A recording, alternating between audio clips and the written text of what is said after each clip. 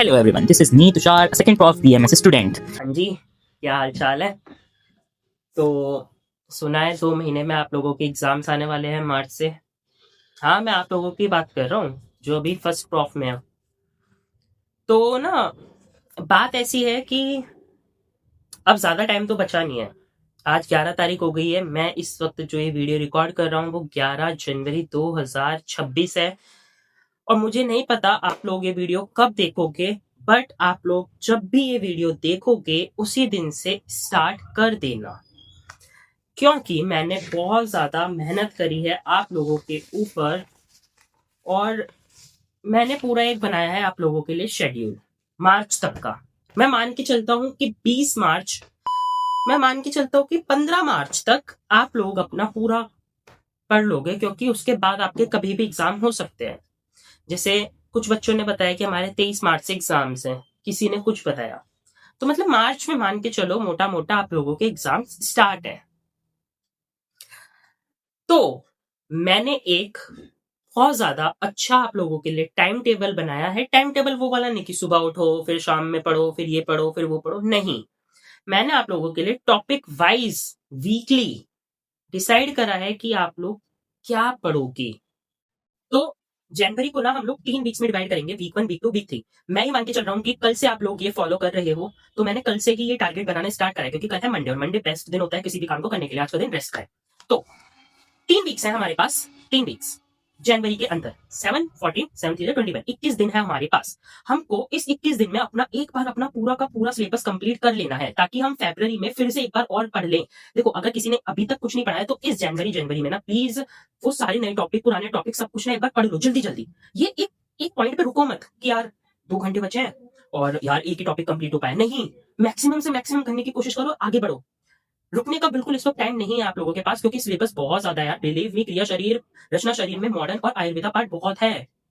रचना शरीर में modern part कितना ज्यादा है तुम लोगों को पता ही है। एक एक सिस्टम में कितनी सारी चीजें हैं और सबकी हमें क्या पढ़नी है, एनाटॉमी पढ़नी है। तो कम नहीं है, बहुत है। तो रुकना कहीं पर भी नहीं है। तो मैंने उसी हिसाब से आप लोगों के लिए टाइम टेबल बनाया है। तो मैंने आपको समझा दिया, हम 3 वीक्स में डिवाइड करेंगे। अब सेकंड पॉइंट है, हम लोग अपना डेली का कैसे टारगेट बनाए। डेली देखो, अब मैं ये मान के चल रहा हूँ कि आप लोगों ने कॉलेज जाना बंद कर दिया है, क्योंकि लास्ट का टाइम होता है, इसमें कॉलेज जाके कोई फायदा नहीं होता है, क्योंकि सिलेबस ऑलरेडी कंप्लीट हो गया है। तो अब हमारा मेन फोकस है कि हम लोग घर पे बैठ के खुद से पढ़ाई करें। तो मैंने अपने पूरे दिन को 5 पार्ट्स में डिवाइड कर दिया है। एक सुबह का टाइम है, जल्दी सुबह का 5 बजे से 8 बजे तक का। दूसरा 9 बजे से 11 बजे तक का। फिर 11 से 1 बजे तक का। फिर दिन का टाइम है 2 से 4 बजे तक का। फिर शाम में 5 से 7, किसी किसी का 6 से 8, जो अपनी कन्वीनियंस के हिसाब से हो। और रात में 9 से 11, ये 5 पार्ट्स में हमने टाइम को डिवाइड कर दिया है।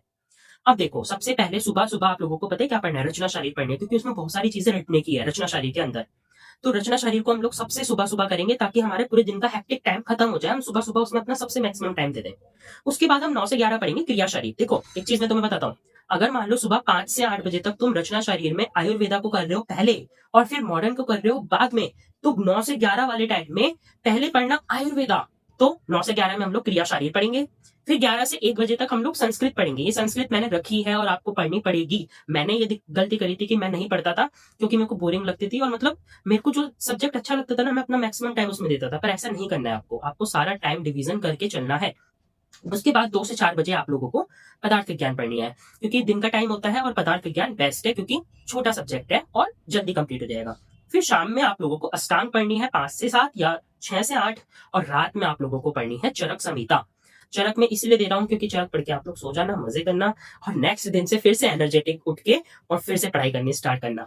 तो ये आप लोगों का एक डेली टारगेट है कि आप लोगों को सुबह उठना है। अब मैं आपको सब्जेक्ट वाइज टारगेट्स बता देता हूँ, और मैं आपको मतलब अपने मुंह से नहीं बताऊंगा, क्योंकि वीडियो ज्यादा लॉन्ग हो जाएगी। मैं सीधा पीडीएफ आपको दे दूंगा, बस मैं आपको समझा देता हूँ कि मैंने क्या करा है। जैसे मैं तुम्हें समझाता हूँ, अष्टांग और चरक का मान लो 13 तारीख है। 13 तारीख को मान लो 12 तारीख है, 12 से आप स्टार्ट कर रहे हो। आयुष काम में आपको पढ़ना है अष्टांग में, और चरक के टाइम पर आप लोगों को कुछ नहीं पढ़ना है। उस दिन आपकी चरक की छुट्टी। 13 तारीख को आप लोगों को दिनचर्या पढ़ना है अष्टांग वाला, और उसी दिन आपको चरक का मात्रा शीत्य पढ़ना है, क्योंकि उसमें भी कुछ कुछ चीजें सिमिलर दी हुई है मात्रा शीत्य में, आहार के बाद। फिर 14 तारीख को आप लोगों को ऋतुचर्या पढ़ना है, और वहीं पर ही आप लोगों को चरक में तस्य शीत्य पढ़ना है। तो देखो, मैंने सिमिलर कर दिया ना। सिमिलर सिमिलर रहेंगे तो आप लोगों को इजी रहेगा, और बहुत सारी चीजें सिमिलर है चरक और अष्टांग में। जैसे रोग अनुपात में अष्टांग में है, और यहाँ पर हम लोगों का नाम विकान धारणी है। तो देखो, सिमिलर हो गए ना। तो ऐसे करके मैंने टारगेट्स बनाए हैं आप लोगों के लिए, बहुत ज्यादा ईजी हो जाएगा। अब जैसे जैसे मैं आप लोगों को क्रिया और रचना का बताता हूँ। देखो, क्रिया और रचना में मैंने एक बहुत अच्छी चीज ये करी है कि क्रिया शरीर में भी मॉडर्न में कुछ कुछ टॉपिक्स आपको पता है ना कि क्रिया में जैसे सीएनएस है तो रचना में भी सीएनएस है, तो मैंने वो सिमिलर दिन कर दिया है ताकि अगर आप क्रिया का सीएनएस करो तो आपको उसकी एनाटॉमी भी उसी दिन आपको समझ में आ जाए। तो मैंने ये पूरा उस हिसाब से बनाया है ताकि आपको आज मान लो आपने जीआईटी पढ़ा है तो आप अगली बार एनाटॉमी में जीआईटी ना पढ़ो, आप उसी दिन ही जीआईटी कंप्लीट करके रख दो, एना और फिजियो दोनों की। तो ये इस हिसाब से मैंने बनाया है और ये बहुत ज्यादा आपको काम आएगा, बिलीव मी। अब आप इसके हिसाब से चलोगे तो आपको बहुत ज्यादा हेल्प होगी। अब मैं आपको फरवरी का बताता हूँ। फरवरी में देखो आप लोगों के पास मैं मान के चल रहा हूँ 28 दिन है टोटल, तो मैंने इस 28 दिन को 4 वीक्स में डिवाइड कर दिया है, week 1, week 2, week 3, week 4, 4 weeks के अंदर मैंने डिवाइड कर दिया है। फेब का महीना, पहले वीक में आप लोगों को अपनी क्रिया शरीर और पदार्थ को कंप्लीट कर लेना है। दूसरे वीक में आप लोगों को रचना को और संस्कृत को पढ़ लेना है, संस्कृत का पार्ट 2 आपको करना है रचना के साथ। थर्ड वीक में आपको अपनी पूरी कंप्लीट संहिता करनी है, 3 दिन आप लोग अष्टांग करोगे, 3 दिन आप लोग चरक करोगे। और फोर्थ वीक में आप लोगों को कंप्लीट रिवीजन करना है सारे सब्जेक्ट्स का और संस्कृत का पार्ट 1 आप लोगों को पढ़ना है। फॉर एग्जाम्पल अब मैं जैसे आपको बताऊं, फर्स्ट वीक आप लोगों के 7 दिन हो गए, तो फर्स्ट वीक में आपको क्रिया और पदार्थ पढ़नी है। तो क्रिया में आप लोग ऐसे 7 दिन होते हैं ना एक हफ्ते में, तो 3 दिन पहले की क्या करो, क्रिया का पेपर 1 करो, फिर 3 दिन में आप लोग क्रिया का पेपर 2 करो, और जो लास्ट दिन बचेगा उसमें आप लोग डायग्राम्स की प्रैक्टिस करो, श्लोकास को रिवाइज करो और सारे सब टॉपिक्स को एक बार और रिवाइज कर लो और टेस्ट दे दो, पीवाईक्यू सॉल्व कर लो। ऐसे ही अपना दूसरा पदार्थ। अब टाइम का डिवीजन कैसे, सुबह मान लो आप लोग क्रिया पढ़ रहे हो और शाम में आप लोग मान लो पदार्थ पढ़ रहे हो, या दोनों मान लो क्रिया के 3 चैप्टर 3 आपने सब्जेक्ट कर लिए, टॉपिक कर लिए, फिर पदार्थ आपने कर ली सुबह सुबह के टाइम में, फिर ऐसे ही क्रिया शाम में कर ली थोड़ी और पदार्थ कर ली। बट आपको 7 दिन के अंदर अंदर में क्रिया और पदार्थ कंप्लीट करना है फेब में। तो ये पूरा 4 वीक का हमारा ये टारगेट रहेगा। एक बात ध्यान से सुनना कि जनवरी में आप लोगों को अपने सारे नए टॉपिक्स जितना भी है एक बार आप लोगों को पढ़ लेना है। ये ना लगे कि यार कुछ कुछ तो नया लग रहा है, जो भी है सब जैन में पढ़ के ऐसे मतलब होता है ना कचरा भर लो जनवरी में। पर फेब में कुछ भी नया मत पढ़ना, जो आपने पढ़ लिया है सिर्फ उसी को ही पढ़ना, उसके अलावा कुछ भी मत पढ़ना। उसके अलावा कुछ और पढ़ोगे तो आपका टाइम वेस्ट होगा। यूट्यूब से बिल्कुल मत पढ़ना, जो आप नोट्स बना रहे हो नोट्स जनवरी में बना के रख लेना, खत्म करना और फेब में उनको रिवाइज करना। फेब का महीना आप लोगों का पूरा रिवीजन का रहना चाहिए और उसमें कुछ भी नया आपको नहीं पढ़ना है। डेली आपको श्लोकास, अष्टांग, चरक, पदार्थ, क्रिया शरीर सबके आपको श्लोकास डेली रिवाइज करने हैं। रात में करो या सुबह को करो, जब आपको टाइम मिले तब श्लोक पढ़ने स्टार्ट कर दो। श्लोक पढ़ोगे मैथ पेपर में मार्क्स बहुत ज्यादा मिलेंगे। बिलीव मी, मेरे 1 महीने में अच्छे से मैंने लास्ट में पढ़ाई करी थी और मेरे को 72.5% मिले थे। बिलीव मी, पूरे साल कोई नहीं पढ़ता है, लास्ट के टाइम पर ही अगर आप लोगों ने अपना मैक्सिमम एफर्ट्स डाल दिए तो आप कर दोगे। अब बात करते हैं मार्च के महीने की। तो मार्च का महीना हमारा बहुत ज्यादा होने वाला है क्रूशियल, क्योंकि मार्च में हम लोगों को एक बार और रिवाइज करना है पूरा का पूरा। मार्च में मेरी ना एक थ्योरी होती है, वो थ्योरी ये है कि मान लो 20 तारीख से मेरे एग्जाम से स्टार्ट है, 20 तारीख को मेरा मान लो फॉर एग्जाम्पल क्रिया शरीर का पेपर है, तो मैं लास्ट के जो 4 दिन होंगे वो उसमें कुछ नहीं पढ़ूंगा, मैं उसमें सिर्फ और सिर्फ मैं क्रिया शरीर को ही पढ़ूंगा।